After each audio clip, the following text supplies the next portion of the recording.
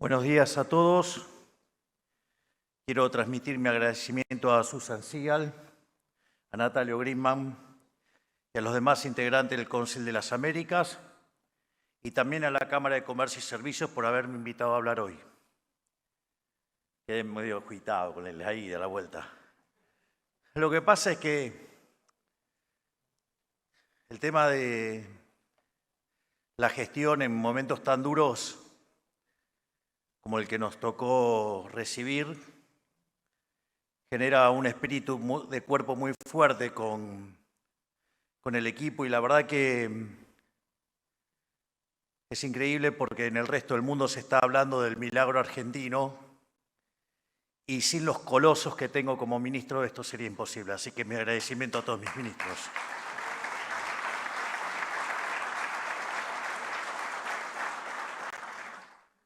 También aprovecho para saludar a los disertantes de los distintos paneles que tuvieron lugar el día de hoy, así como también a los miembros del Gabinete Nacional que han venido a defender nuestra gestión. Y también, ¿por qué no?, a los gobernadores que acompañan y son parte del espíritu de época que vino a cambiar la Argentina. Celebro que cada vez somos más aquellos que dejan de lado las mezquindades y las diferencias para ponernos de acuerdo en los pilares fundamentales de este cambio, el cual hemos institucionalizado con la firma del Pacto de Mayo el pasado 9 de julio en Tucumán. Quiero comenzar haciendo un repaso del estado de la situación en el que nos encontramos hoy camino a 9 meses de haber iniciado nuestro gobierno. Los acontecimientos de la economía argentina y del mundo son tan dinámicos que a veces es fácil perder la perspectiva amplia de los procesos y subestimar o no dimensionar lo suficiente todos los avances que hemos alcanzado en materia de gestión. O sea, es habitual que en economía y en política a veces el árbol tape el bosque. Por eso estoy acá para contarles de primera mano el camino que ya hemos recorrido y el que aún nos espera por recorrer. Esta administración ha tenido que enfrentarse a la peor de las crisis heredadas, tanto a nivel económico como político de toda la historia argentina. Concretamente, al momento de asumir, combinábamos lo peor de las 3 peores crisis de la Argentina. Teníamos un desequilibrio monetario que era por lo menos el doble al de la previa del Rodrigazo en 1975. Teníamos un Banco Central quebrado, aún peor que lo que había en el año 89 previo a la hiperinflación de Alfonsín, y los indicadores sociales eran peores que los del 2001. Es decir, era la suma de todos los males. Era una verdadera papa caliente. En ese sentido, digamos, con mucho valor, con mucha valentía, enfrentamos este desafío. Es decir, porque concretamente recibimos un país al borde del default y la hiperinflación, con déficit gemelos por 17 puntos del PBI. Teníamos la deuda de la CIRA por cerca de 50.000 millones de dólares. Teníamos deuda en pesos venciendo prontamente por el equivalente a 90.000 millones de dólares. Teníamos deuda externa por vencer por 25.000 millones de dólares. Además, teníamos en el Banco Central el equivalente de 4 bases monetarias que vencían en un día. Teníamos escondido el tema de los puts, entre otras cosas. Y en ese contexto, evidentemente, el gobierno que se fue esperaba que resolviéramos, no como liberales libertarios, sino que esperaba que resolviéramos como liberales libertarados, de modo tal que los problemas de stocks y flujos combinados derivaran en una tremenda hiperinflación y, digamos, en enero poder volver, pero ya con todo el ajuste hecho por el mercado, de la peor manera y con las consecuencias que ahora dentro de un rato voy a describir si no hubiéramos hecho el programa que hicimos. Es decir, estaba claramente premeditado para que voláramos por los aires en menos de un mes. A todo esto además se le agregaba tarifas atrasadas y otros precios importantes de la economía pisados, equivalentes a 1/5 de su valor. A su vez, el Banco Central tenía reservas netas negativas por 11.000 millones de dólares. Es decir, estábamos en condición de ir directamente a la peor crisis de nuestra historia. Eso nos hubiera dejado una hiperinflación anual en torno al 17.000%, una contracción del PBI de más de 15 puntos del PBI, un índice de desempleo que hubiera llegado a 30%, digamos, y como ha pasado en otras experiencias de estas características, seguramente la cantidad de pobres hubiera llegado al 90% y la cantidad de indigentes al 50%. Es decir, hubiéramos tenido una verdadera catástrofe. Pero todo esto no resultó un impedimento para que nos hiciéramos cargo del problema e iniciáramos la reconstrucción del país encomendada por la ciudadanía a través de las urnas. Es así como logramos el ajuste fiscal más grande de la historia de la humanidad. Para que tengamos una idea del ajuste, nosotros encontramos un déficit consolidado de 15 puntos del PBI, 5 en el Tesoro y 10 en el Banco Central. Naturalmente nos decían que hacer un ajuste en el Tesoro de 1 punto por año era una enormidad. Por lo tanto, creo que lo más suave que nos han dicho de querer lograr el déficit cero en el primer año de gobierno, por lo menos nos habrían tildado de locos. Y en eso, gracias a la enorme gestión del ministro Caputo, nosotros hemos logrado el superávit financiero, o sea, el tan mentado déficit cero de verdad, en el primer mes de gestión.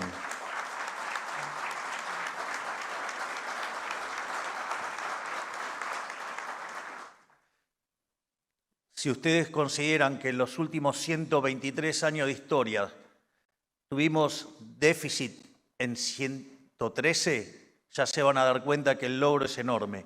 Y cuando no tuvimos déficit fue porque no pagábamos la deuda. Es la primera vez en la historia, desde el inicio del siglo XX hasta hoy, que tenemos resultado financiero positivo sin estar en default.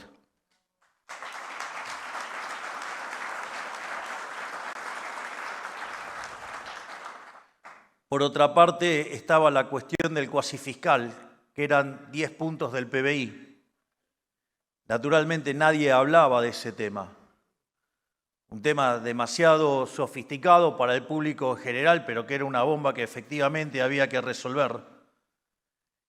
Y ahí, y en combinación, digamos, el ministro Caputo, con el presidente del Banco Central, Santiago Bausili, y con una labor enorme de Pablo Quirno, la Secretaría de Financiamiento, en 6 meses, parece increíble, en 6 meses logramos terminar y liquidar el déficit cuasifiscal, consolidando un ajuste fiscal de 15 puntos del PBI en 6 meses, el ajuste fiscal más grande de la historia de la humanidad.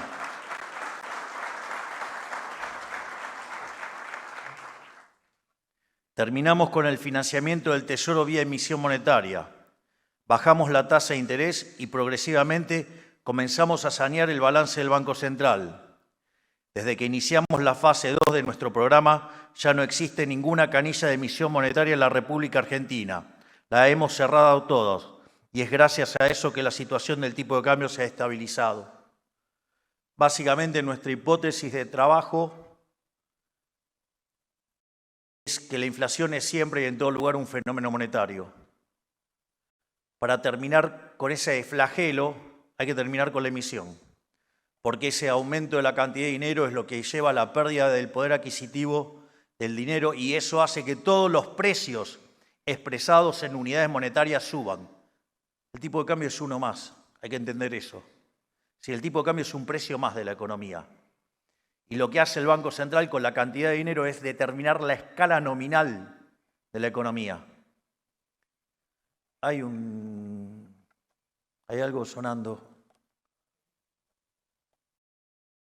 Gracias.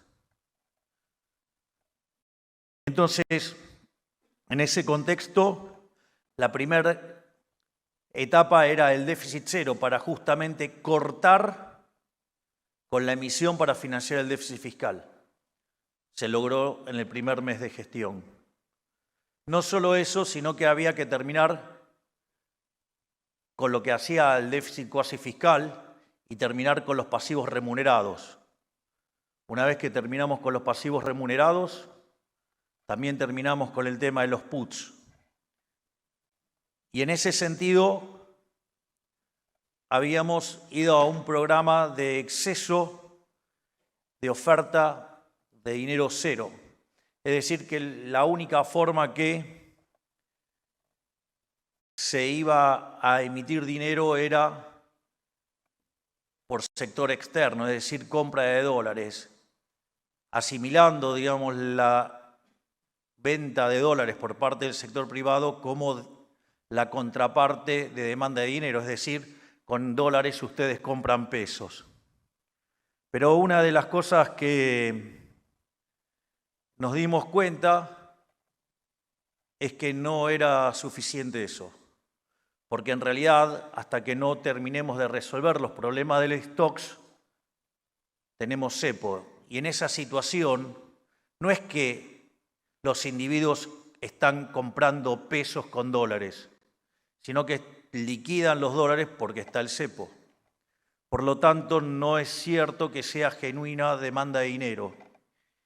Y a partir de eso fue que pasamos al sistema de emisión cero, mientras que tenemos cepo como consecuencia de que todavía no terminamos de resolver los problemas de los stocks. Eso es interesante porque de manera malintencionada o por ignorancia, hablan de intervención, de que estábamos interviniendo en el mercado de cambios.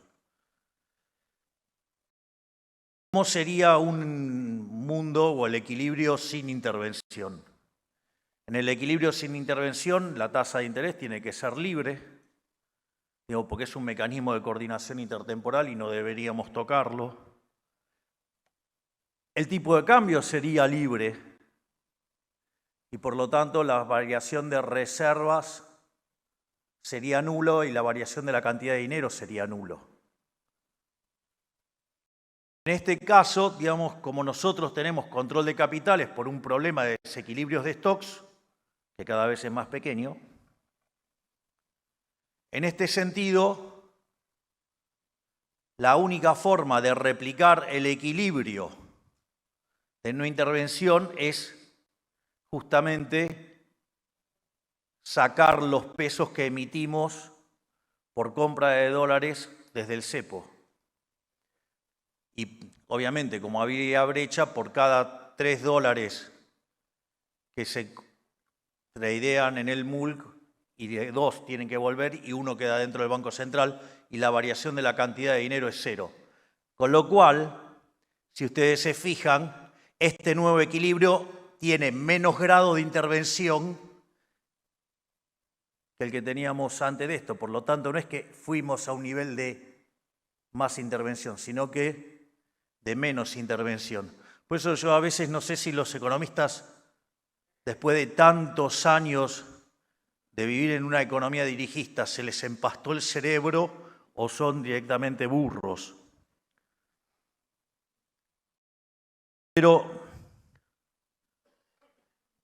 Y obviamente que al quedar la cantidad de dinero fija, al quedar, digamos, justamente la escala nominal fija, ¿qué es lo que empezó a pasar? Empezó a caer el tipo de cambio. Y la convergencia entre los tipos de cambio paralelo y el oficial se está dando desde arriba hacia abajo y no como históricamente fue en Argentina, desde abajo hacia arriba. Es decir, nosotros no estamos dispuestos a devaluar para arruinar a los argentinos. Vamos a trabajar en cambiarle los niveles de productividad para que no se tengan que empobrecer los argentinos por culpa de los desaguisados de los economistas de mala calidad y por gobiernos de pésima y peor calaña.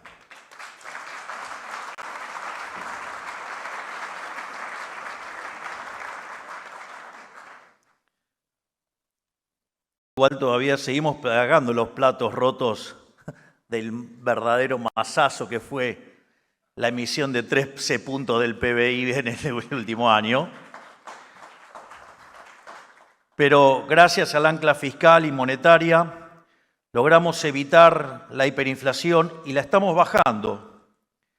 De hecho, a mí siempre me gusta trabajar con el tema de la inflación de mayoristas porque es la que se va anticipando al comportamiento de la inflación. Y cuando nosotros llegamos en diciembre, la inflación mayorista era del 54% mensual. Entiendo que los economistas, como presagiaban todo tipo de calamidades, no quieran verlo así porque, digamos, van a quedar en evidencia en sus errores. Pero 54% mensual anualizado es el equivalente a 17.000. Y la realidad es que el último dato de mayoristas fue 2,7%. Es decir, anualizado eso da 35%. Vaya si no es un tremendo logro digno de un reconocimiento histórico para el ministro Caputo pasar del 17.000 al 35.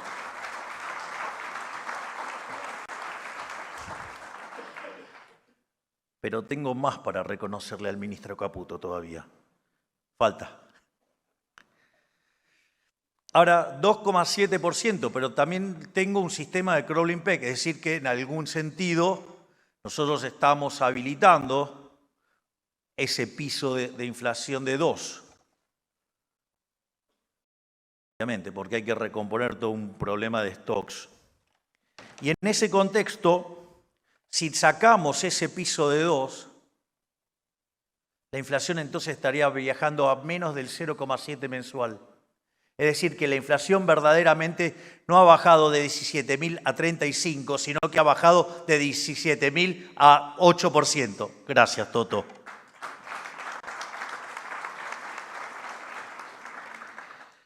Y la verdad que todo esto lo estamos haciendo a través de mecanismos de mercados y no a través del chamanismo económico al que nos tenían acostumbrados los políticos. La característica esencial de este programa antiinflacionario respecto a los históricos que fueron exitosos es que, por ejemplo, una de las cosas que no hubo fue una hiperinflación antes, que llevara a una licuación de los activos financieros de la economía y que fuera muy fácil estabilizar, porque partiendo de niveles de agregados monetarios muy bajos se vuelve muy fácil estabilizar por la recomposición de la demanda de dinero, por ejemplo. Pero nos parecía muy doloroso ese equilibrio en caso de que los orcos nos hubieran permitido seguir gobernando con una hiper, ¿no? Por otro lado, lo hicimos también sin expropiaciones.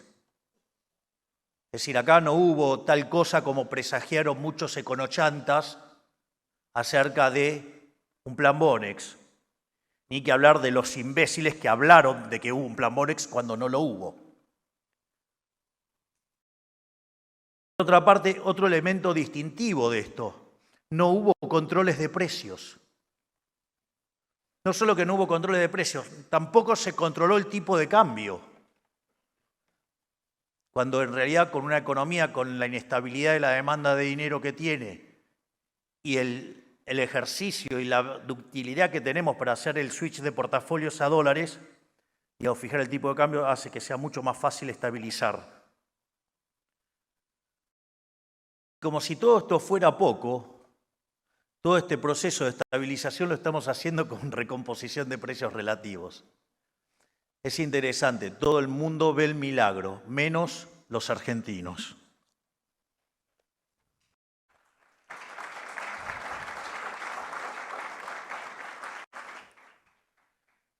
Pero no solo nos quedamos en las cuestiones vinculadas a la estabilización de corto plazo, si ustedes quieren, con un diseño agresivo en materia fiscal, agresivo en materia monetaria y acomodando el sector externo hasta que se recompongan los stocks. También nos hemos ocupado del largo plazo. Hemos emprendido un plan de reformas que es el más ambicioso de toda la historia argentina. El programa de reformas más grande de la historia argentina se hizo en la década de los 90 durante el gobierno de Carlos Menem. La reforma que nosotros llevamos a cabo con el DNU y la ley bases es 8 veces más grande que lo que hizo Menem en todo su gobierno. Y eso lo hicimos en 6 meses con 15% de la Cámara de Diputados y 10% de la Cámara de Senadores. Háblame de gestión ahora.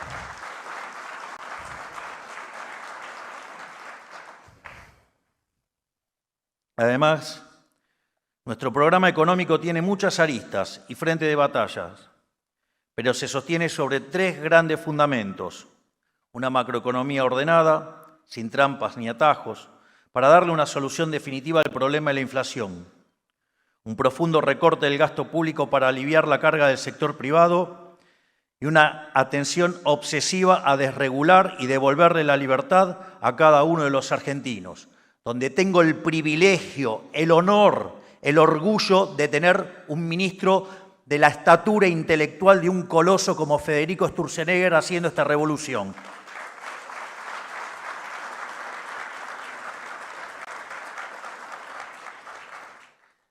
Soy cholulo de mis ministros, verán. Digo, porque algún imbécil dijo que me rodeo de mediocres para lucirme yo.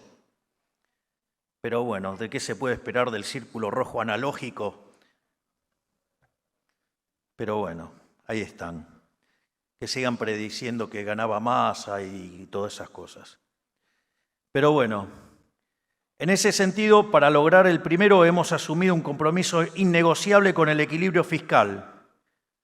La economía tiene reglas claras. La primera es que no se puede gastar más de lo que uno le ingresa. Punto, basta, se terminó, no hay más nada que decir. De hecho, cuando le dimos la espalda y nos pusimos a despilfarrar lo que no había, no solo nos fue pésimo, sino que lo que más perdieron son los que menos tienen, que pagaron los platos rotos con impuesto inflacionario.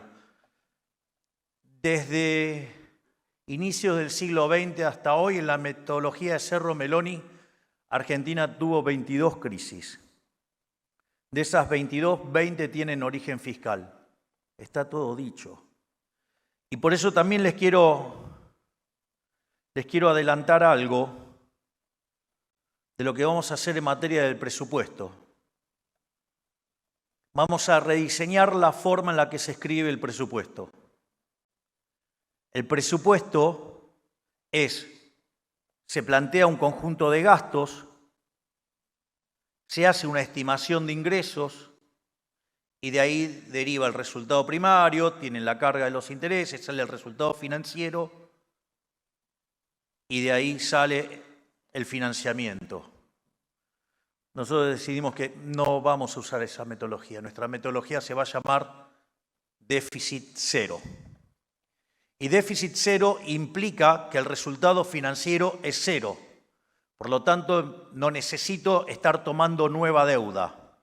Es decir, Argentina deja de tomar nueva deuda.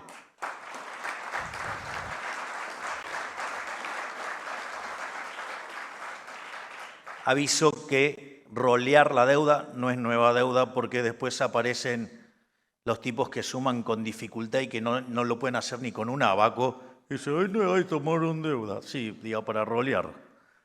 Aviso porque, digo, vivimos en Argentina. No solo eso, una vez que ustedes van a déficit cero, eso quiere decir que la relación deuda-producto es no creciente. Por lo tanto, de cara al futuro, tendríamos que ver que se vaya desplomando el riesgo país.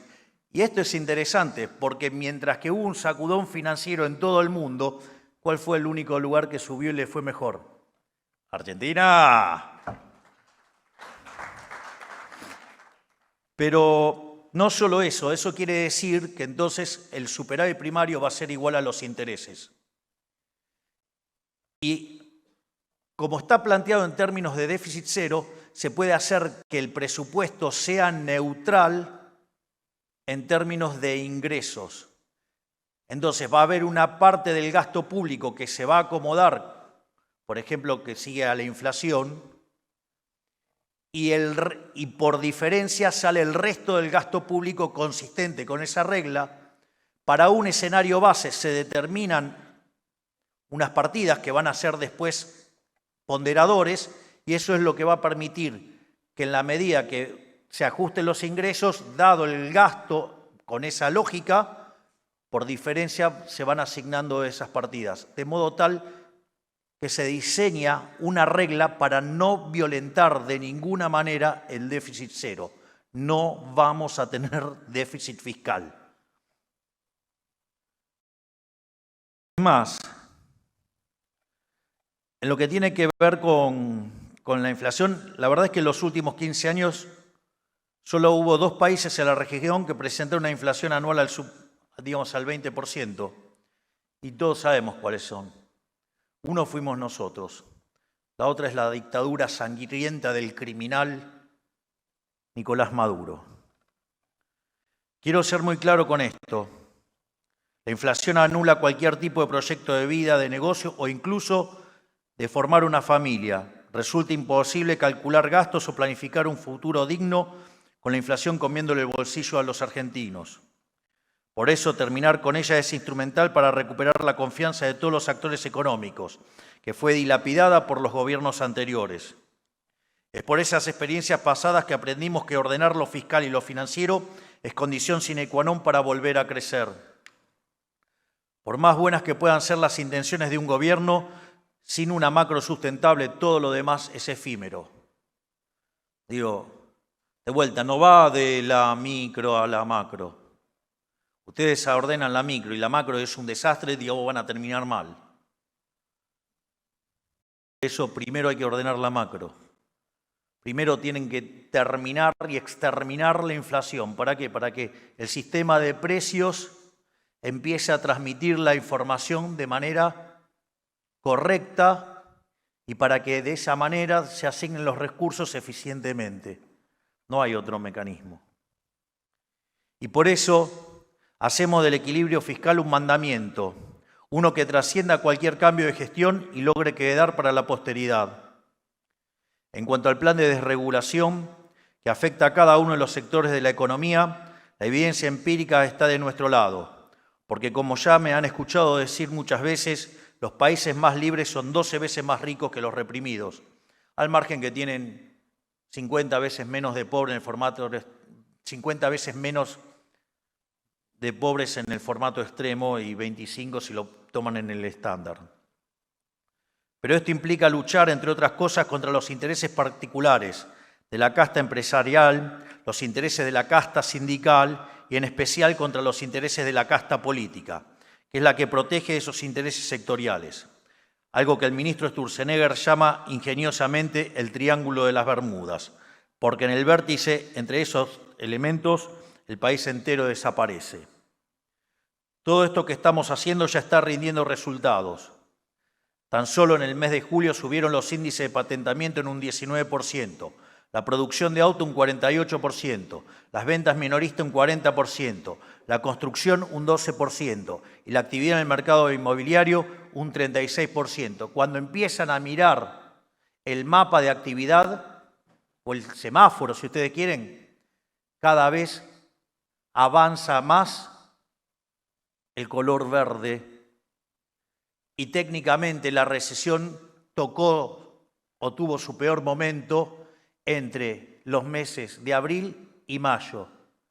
Vayamos a las declaraciones que hacíamos por ese tiempo, que decíamos lo peor ya pasó y naturalmente los econochantas decían lo peor está por venir, que son los mismos que nos presagiaron que la inflación, por ejemplo, no iba a poder romper un piso de 7. Y ahora estamos viendo si va por debajo de 4 en minoristas, ¿no? Pero bueno, así estamos.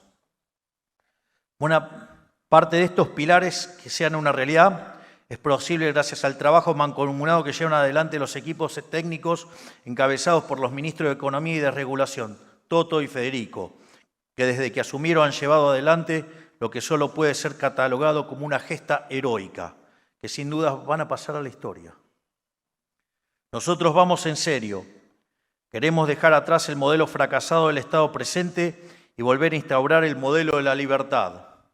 Por eso estamos haciendo un cambio profundo, de raíz, y todo cambio profundo requiere de tiempo, un bien escaso que debe ser usado con prudencia y sabiduría si queremos que este nuevo modelo se sostenga en el tiempo. La gente no puede esperar más, pero entiende que este es el único camino. La política debe comprender lo mismo y acompañar, con su propio esfuerzo, el de la ciudadanía. De nada sirve hacer cambios que no puedan perdurar. Esa historia ya la vivimos. Gobiernos que fracasan tras apurarse en dar soluciones que luego no pueden sostenerse, generando un daño peor al que se encontraba inicialmente. Nosotros no estamos dispuestos a repetir esa historia. Por eso, créanme, luego les digo que nadie tiene tantas ganas como yo salir del cepo, pero como ya he dicho en otra oportunidad, quitar los parches sin antes solucionar el problema de fondo sería agravar la crisis que heredamos. Esto me recuerda a lo que decía Milton Friedman sobre la inflación y el alcoholismo. En ambos casos, cuando los alcohólicos comienzan a beber o cuando los países comienzan a darle a la impresora de billetes, los efectos buenos vienen primero y los efectos malos llegan después. Cuando llega la cura es todo lo contrario, empiezan por lo malo y después viene lo bueno. Y la resaca de dejar de beber, cuanto más se bebió, más profunda es la resaca. Imagínense con los 20 años de populismo que traemos a costa. Era claro que no iba a ser un lecho de rosas. Por eso les pido que vean la película completa y no solo la foto. No nos importan las presiones, vengan de donde vengan, porque nosotros no vinimos aquí a hacer demagogia. Vinimos aquí a cambiar las cosas en serio y para siempre. En la medida que vayamos saneando el Banco Central, podremos retirar las restricciones cambiarias y eso generará mayor inversión y expansión de la actividad económica. Que dicho sea de paso, hay elementos que impulsan el crecimiento económico. Es falso que no se puede crecer, digamos, mientras que esté el cepo. Eso es una falacia también. Y voy a explicar por qué. Primero hay elementos que están haciendo el rebote. Digo, yo no lo considero crecimiento, pero digamos, muchos miran la tasa del PBI y ya con eso hablan de crecimiento. Pero hay factores que hacen al rebote, a la recuperación, y hay factores que van a hacer al largo plazo, al crecimiento. En cuanto al rebote, ustedes lo que van a tener es lo siguiente. Hay recomposición del salario real, hay recomposición de las jubilaciones en términos reales. Por lo tanto, eso lo que va a permitir es que la demanda se empiece a expandir en un contexto de alta capacidad instalada ociosa. Por lo tanto, digamos, eso es una de las partes del rebote y que todo el tiempo pueden estar viendo cómo el salario le está ganando a la inflación y también las jubilaciones. El otro tema es el tema del ciclo de los stocks. Sobre el final del gobierno anterior, como se veía venir la crisis, muchas empresas que hicieron para cubrirse se estoqueaban. Eso hizo que la actividad durante la última parte del gobierno anterior no cayera todo lo que tenía que caer. Y eso exacerbó la caída que tuvimos durante la primera parte de este año. Por lo tanto, la propia recomposición de los stocks, eso va a también generar un rebote. A su vez también quiero mencionar sobre las cuestiones cuantitativas, porque todo con el plan Platita y con las expansiones y todo, en el último trimestre la economía el año pasado cayó 2,5%. Y nosotros haciendo el ajuste más grande de la historia de la humanidad, 2,6%. ¿Lo quieren tomar interanual para mostrar lo peor? 5,1%. Cuando en el 2002 se hizo el ajuste fiscal, no de estas magnitudes, bastante menor, la caída fue del 16%. Por lo tanto, digamos, eso también implica que el ajuste se supo hacer de manera inteligente y teniendo en cuenta la protección de los más vulnerables. Pero no solo eso, sino que además el crecimiento se genera por inversión y la inversión hay que financiarla y se financia con ahorro. El ajuste fiscal de 15 puntos del PBI lo que hace es devolverle el dinero al sector privado, Por eso, mientras que en diciembre discutíamos la hiperinflación, hoy discutimos créditos hipotecarios a 30 años. Es decir, esa carga del Estado, corriéndolo del medio, está devolviendo los fondos al sector privado para que invierta y podamos crecer. Eso sí, yo no les voy a decir quién tiene que invertir. Yo no soy comunista, no soy socialista. Yo creo en el mercado, lo tienen que hacer ustedes. Vamos, háganlo.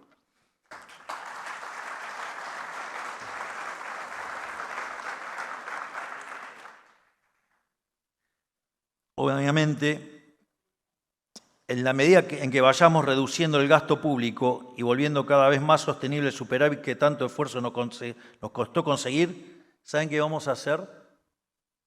Vamos a bajar impuestos. Es decir, cuando sobre recursos, vamos a bajar impuestos.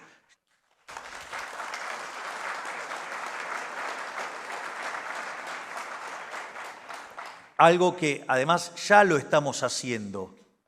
Y hay básicamente una reflexión, digo, ¿cuál es la verdadera carga que tiene, la carga fiscal que tiene un país? En eso Milton Friedman, Murray Newton Rothbard, digo, eran bien claros, es el tamaño del sector público. Y si nosotros hicimos un ajuste del 15 puntos del PBI, somos el gobierno que más recursos les devolvió a todos los argentinos como nunca antes en la historia. Por lo tanto, aquellos que dicen que se ponen a fijarse en si algún impuesto transitoriamente subió, y que somos el primer caso donde estamos demostrando que fue transitorio porque los estamos bajando, además le devolvimos a los argentinos de bien 15 puntos del PBI. Por lo tanto, miren esto qué interesante, porque hoy tenemos déficit cero, pero en un contexto que viene de una recesión. O sea, eso en términos de resultado estructural es positivo. Quiere decir que cuando rebote la economía, vamos a devolver impuestos. Y cuando además la economía empiece a crecer, vamos a devolver más impuestos. Es decir, me voy a encargar personalmente por quitarle la bota del cuello a todo el sector privado para que podamos volver a crecer genuinamente. Porque la riqueza la crea el sector privado y no los parásitos del sector público.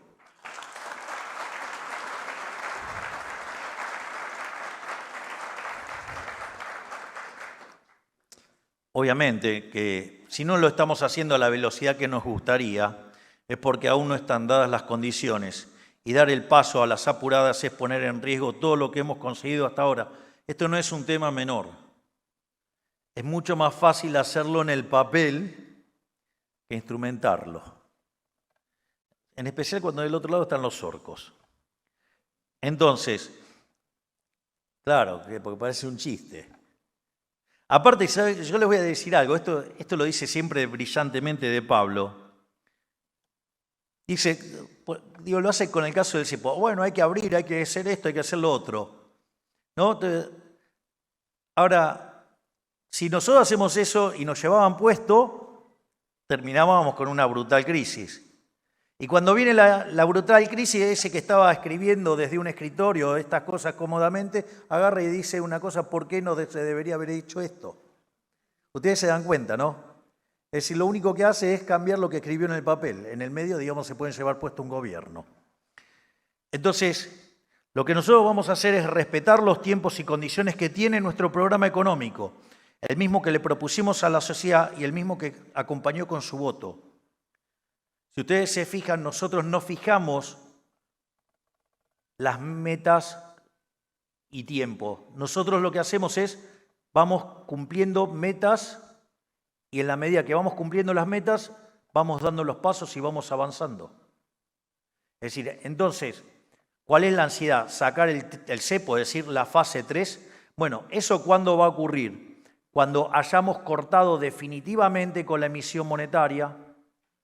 Eso va a ocurrir cuando la base monetaria en el formato convencional termine de igualarse a la base monetaria amplia, que quiere decir que todo el sobrante de dinero se eliminó, La contracara de eso van a ver que la tasa de inflación va a estar muy parecida o tendiendo a cero, y quiere decir que cuando eso pase no existe sobrante de pesos. Si no existen sobrante de pesos, claramente puedo abrir, porque es como darle un revólver sin balas. Por más que quieran tirar, no pueden porque no van a tener balas. Y como nosotros estamos sacando todos los pesos, y como de acá en adelante, además vamos a sacar cerca de 8 billones de pesos, le puedo asegurar que lo que le va a faltar a esta economía son pesos. Y cuando eso pase, porque ahí entran todos en alerta y les agarra ataques de desesperación, claro, digo, nunca en su vida vivieron el mundo con la cantidad de dinero fija. Nosotros hablamos de competencia de monedas o el término de dolarización endógena. Lo voy a plantear en dólares porque es más fácil, digo, para que así no estoy hablando de cosas que les pueden resultar muy abstractas. Si ustedes tuvieran tipo de cambio fijo, el aumento de la demanda de dinero se va a traducir en ¿qué? Que con sus dólares compran pesos. Y eso es lo que expande la cantidad de dinero. En ese caso, la oferta de dinero está mapeada con la demanda de dinero. Pero ¿qué es lo que pasa? Ustedes están dejando esos dólares adentro del balance del Banco Central. ¿Y cuál es el problema con eso? Que siempre puede aparecer un gobierno de delincuentes y manotear las reservas del Banco Central. Digo, que son los mismos imbéciles que dicen, no, el problema de la nueva regla monetaria es que ahora no acumulamos reservas. Y entonces no podemos pagar la deuda. Primer punto, ¿qué quiere decir? Que entonces los países que tienen tipo de cambio libre defoltean. Digo, la verdad es que me cuesta entender el nivel de torpeza de nuestros profesionales. Pero no solo eso. Vamos a seguirles el razonamiento. Entonces, ahora compramos los dólares desde el Banco Central para que el Tesoro pague la deuda. Es decir, perdón, lo voy a decir en latín, diría el profesor de Pablo, es decir, pero ustedes me están sugiriendo que le rompa el culo a los argentinos con impuesto inflacionario para pagar la deuda. Pero estamos todos locos.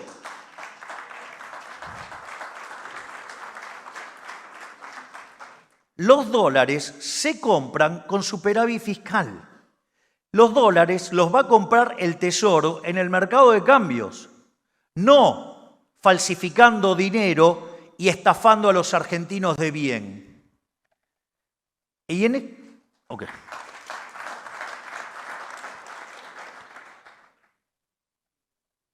ese contexto, el otro gran temor que aparece es, bueno, pero si ahora la gente va a tener que traer los dólares para hacer las transacciones y yo tengo la cantidad de pesos fijos, voy a tener una brutal apreciación de la moneda. Y como voy a tener una brutal apreciación de la moneda, si eso ocurre más rápido que la velocidad a la cual modifico la estructura de la economía, esa apreciación me puede generar un problema en términos de actividad y empleo.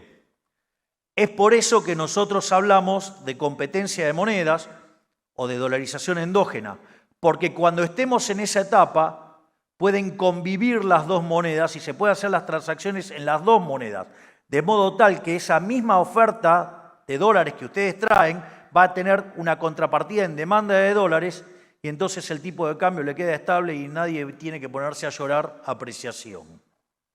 Es decir, para ganar competitividad se va a tener que hacer invirtiendo y no estafando a la gente. Por otra parte, hemos visto nuevamente en las últimas semanas, lo mencioné recién, la fragilidad del sistema financiero y monetario internacional. Se ha vuelto popular entre analistas la lectura que el mundo tiende cada vez más a la fragmentación en vez de la integración, más a la discordia en vez de la paz, más a la cerrazón que a la apertura, más a la retracción que a la búsqueda de nuevos mercados. Me imagino que muchos de ustedes se deben haber preguntado en algún momento cómo puede prosperar la Argentina en un mundo tan turbulento.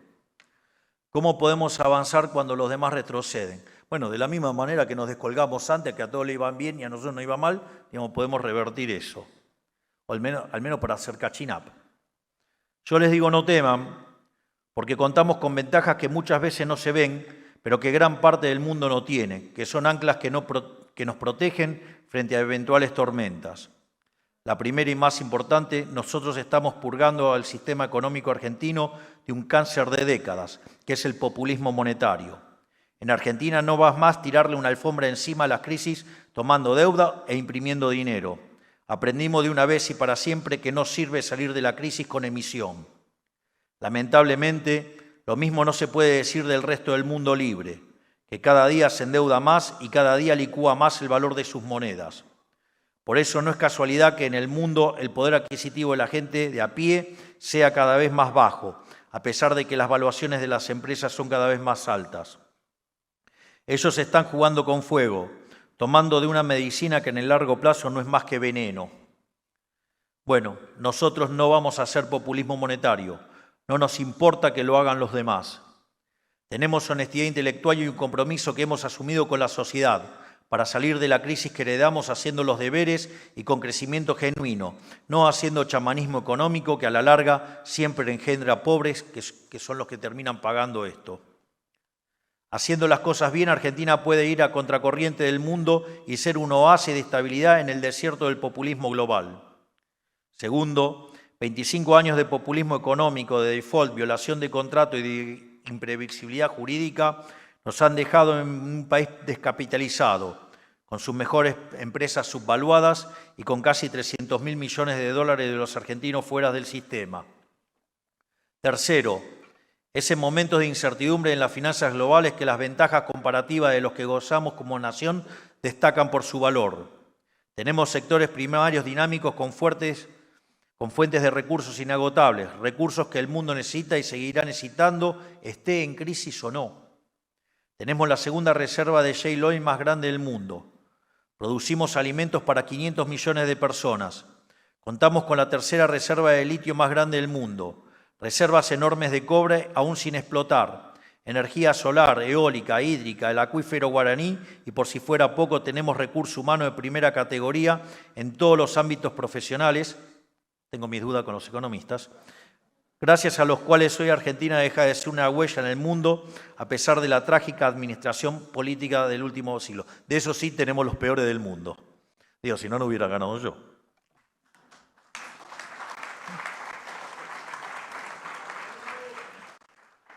¿Creen que eso se puede decir lo mismo de muchos otros países?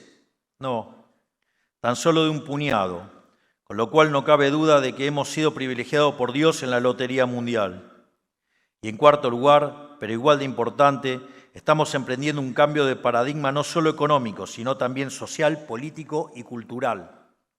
Y con este cambio vamos a contramano de la dirección que en el último tiempo están emprendiendo muchos países del mundo. Mientras otros países proponen censura, nosotros proponemos libertad de expresión. Miren tan solo lo que pasa en Inglaterra. Desde que los socialistas llegaron al poder, están metiendo presa a la gente por postear en redes sociales. Bueno, a los periodistas de acá también les gustaría, porque digamos, no les gusta que hayan perdido el monopolio del micrófono y poder utilizar esa herramienta para extorsionar y ensuciar, calumniar sin costo alguno. Las redes sociales les pasan facturas y no les gustan. Dejen de buscar fantasmas. Están recibiendo lo mismo que hicieron, pero nada más que la gente lo hace orgánicamente porque se dio cuenta que son unos delincuentes, muchos de ellos.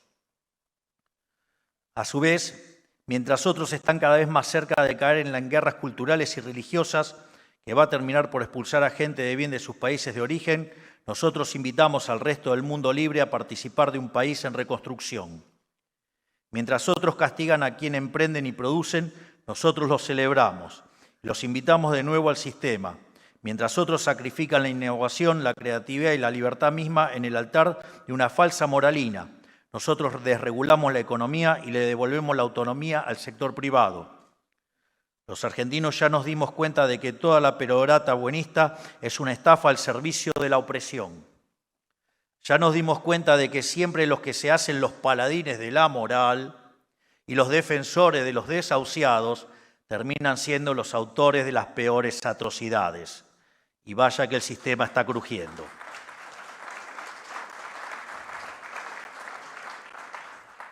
Todo esto, sumado a lo lejos que estamos geográficamente de la guerra y del conflicto, puede significar un destino de paz y sosiego para hombres y mujeres a lo largo del mundo, que luchan por una vida mejor. Y también puede significar un lugar de retorno para tantos argentinos que hoy prueban su suerte en el exterior. Como decía Milton Friedman, el primer voto y el más importante de todos se hace con los pies eligiendo dónde vivir. Antes muchos decían, la salida es Ezeiza. Nosotros venimos a proponer que Ezeiza sea una puerta de entrada.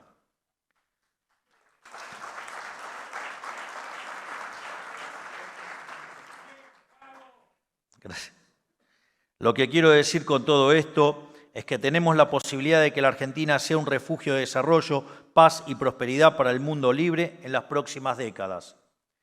Si el mundo siguiera por la senda que transitó desde la posguerra en adelante, la senda que va hacia mayor integración comercial y productiva, no solo nos va a ir bien, nos va a ir extraordinariamente bien. Pero inclusive si el mundo terminara de extraviarse, inclusive si sobrecayeran tiempos de dificultad y desconcierto, tenemos lo necesario para que la Argentina salga a flote y tenga éxito donde los demás fracasan, lo cual significaría también la inmensa responsabilidad de ser un faro de luz entre tanta oscuridad, una obligación a la que nunca le vamos a dar la espalda, que no es una cuestión de arrogancia o de patriotismo declamatorio, no lo es.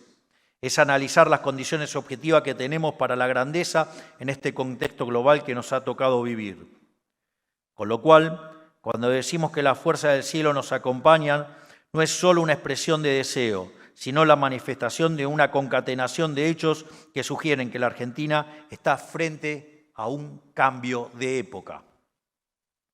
Sin embargo, convertir en acto toda esta energía en potencia va a requerir de mucho trabajo de parte de todos los que participamos de la vida política argentina, a todos los niveles de la vida política, a nivel nacional, provincial y municipal, y en los poderes ejecutivo, legislativo y judicial.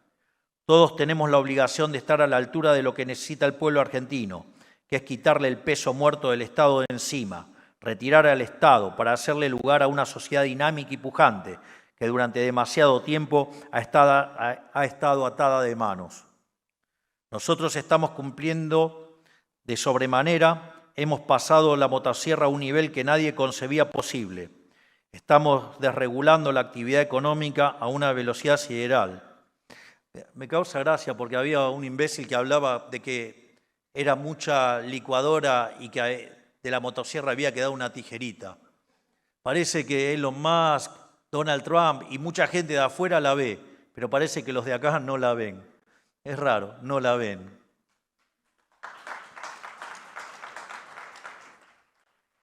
Pero volviendo a lo que estaba diciendo respecto a lo que excede a los estados, al Estado Nacional, especialmente a los jefes de estados provinciales, nos comprometimos en Tucumán a la inviolabilidad de la propiedad privada. Nos comprometimos a promover economías libres y desreguladas, aliviadas de la asfixia burocrática. No hay que tenerle miedo a liberar la iniciativa privada. El único efecto que va a generar es dinamizar la actividad económica. Les pido que estén en materia, tomen el ejemplo de la ley de alquileres. La desregulación aumentó fuertemente la oferta. El aumento de la oferta bajó los precios en términos reales y mejores precios reales mejoraron el acceso a la vivienda para todos. Las provincias también se comprometieron a ayudar a bajar el gasto público de 40 a 25 puntos del PBI. Quiero ser claro, solo con el ajuste nacional no alcanza. El 44% del gasto del Estado de nuestro país corresponde a las provincias y los municipios. Por cada empleado del Estado Nacional hay 3 empleados provinciales. De modo que, si queremos cumplir esa meta, es fundamental el aporte de las provincias. Lo mismo con el RIGI. Desde que los sancionamos, se acumulan anuncios tras anuncios de inversión a lo largo y a lo ancho del país.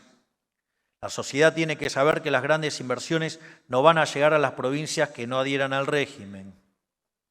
y los políticos negadores de la realidad tendrán que elegir entre quitarse sus anteojeras ideológicas y acompañar el cambio, o condenar a sus propios ciudadanos privándolos de mayor actividad, más trabajo y más riqueza en sus distritos. O sea, el camino de la libertad es, a la larga, un camino de reconciliación de la política con la ciudadanía. Pero en definitiva, esto requiere que todos hagamos un ejercicio. El ejercicio de sacar la mirada de corto plazo y llevarla al largo plazo.